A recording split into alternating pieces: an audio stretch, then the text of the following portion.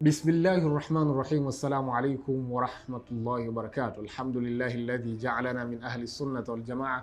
Wassalatu wassalamu ala sayyidina Muhammadin alladhi hathana bit-ta'a wa ala alihi wa sahbihi ulil huda wash-shajaa. Amma ba'd. Langu jina naitwa Ustadh Maalim Ibn Umar. Karibu tena mtazamaji wa Rapta TV, mtindo ni maisha. Leo tupo ndani ya Ramadhani ya 22. Mwenyezi Mungu Subhanahu wa Ta'ala, moja ya malengo aliyotumilizwa au aliyomtuma nayo mtume wetu Muhammad sallallahu alaihi wasallam ni tazkia, kututakasa sisi waja wake.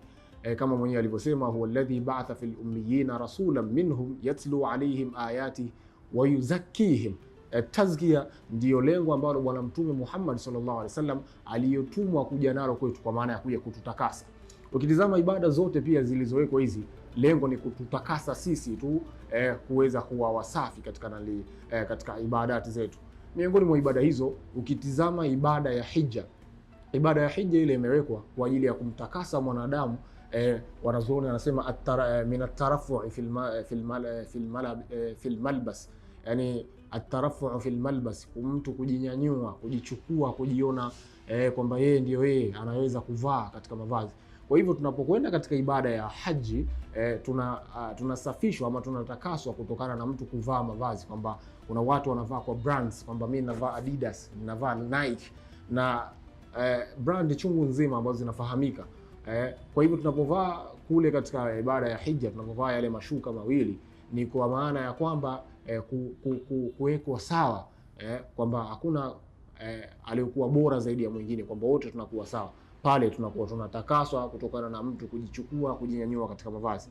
Lakini tukitizama ibada ya zaka, kwa maana ya sadaka, mtu utoa au amrishwa au tulivyoamrishwa kutoa sadaka ama kutoa zaka, ni kusafishwa kutokana na shahaha, uchoyo ule, uselfish, kwa mtu sasa apate kujua kwa kuna watu wengine wanahitajia kile alichokuwa nacho. Kwa hivyo tunasafishwa. Hizi ibadati zote kama tulivyosema, ndivyo lengo ni kusafishwa mwanadamu. Kwa hivyo katika kutoa, anasafishwa mwanadamu kutokana na uchoyo, kutokana na umimi, tunasafishwa hapo. Ukitizama ibada ya swala pia vile vile, mtu anasafishwa kutokana na kibri, kutokana na kujiona, kwamba pale watu wanapokanyaga chini na miguu yao, basi wewe ndio unaambiwa uweke ile paji lako la uso. Kwa maana gani? Uwe na tawadhu kwa Mwenyezi Mungu Subhanahu wa Ta'ala, lakini pia uheshimu, ujue kuwa hapa chini ndipo ulipotokea na hapo ndipo utakaporudi. Kwa hivyo tunatakaswa na hizi ibadati zote tunazokuwa tumewekewa na Mwenyezi Mungu Subhanahu wa Ta'ala. Kwa hivyo ndio maana katika swala tunasimama yeyote pale, uwe tajiri, uwe maskini. Tajiri atasimama na maskini, maskini pia atasimama na tajiri. Wote tutasimama katika sehemu moja, na kuwa sasa hakuna yule wa bora zaidi, kwamba huyu yeye atakuwa na swafu yake au huyu atakuwa hivi.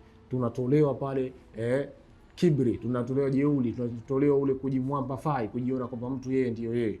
Ndio maana tunasujudishwa, tunaambiwa tusujudu chini pale ambapo mtu watu tunakanyaga chini na miguu yetu, tunaweka paji la uso, kwa maana ya kuondolewa kile kibri. Kwa hivyo kitazama, ibadati zote hizi zimeletwa kwa ajili ya kututakasa. Kwa hivyo tujue kuwa tunapofanya ibada, tufanye ibada kiikhlas, tusifanye ibada kwa lengo la kutaka kuonyeshana kuwa wewe ni mfanya ibada sana, kwa sababu Mwenyezi Mungu Subhanahu wa Ta'ala anatuambia kwamba mbora wenu ni yule ambaye atqakum, yule ambaye anamcha sana Mwenyezi Mungu, ndio huyo ataonekana mbora. Huwezi kuwa mbora kwa wewe kuweza kuwa unavaa nguo nzuri, huwezi kuwa mbora kwa kuonyesha kuwa unatoa sana, lakini vile vile huwezi kuwa mbora kwa kuonyesha kuwa wewe unaswali sana kuliko wenzio.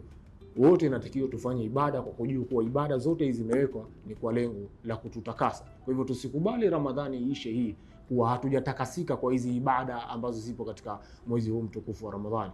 Mwenyezi Mungu Subhanahu wa Ta'ala katika Ramadhani hii ya 22 atujalie tutoke katika Ramadhani hii tuwe ni watu wenye kutakasika kutokana na ibadati na nafahati rahmati ambazo zinapatikana katika mwezi huu mtukufu wa Ramadhani. Usisahau kusubscribe, kucomment, lakini pia na kushare katika channel yetu hii ya Rapta TV. Wabillahi tawfiq wa hadha, assalamu alaikum wa rahmatullahi wa barakatuh.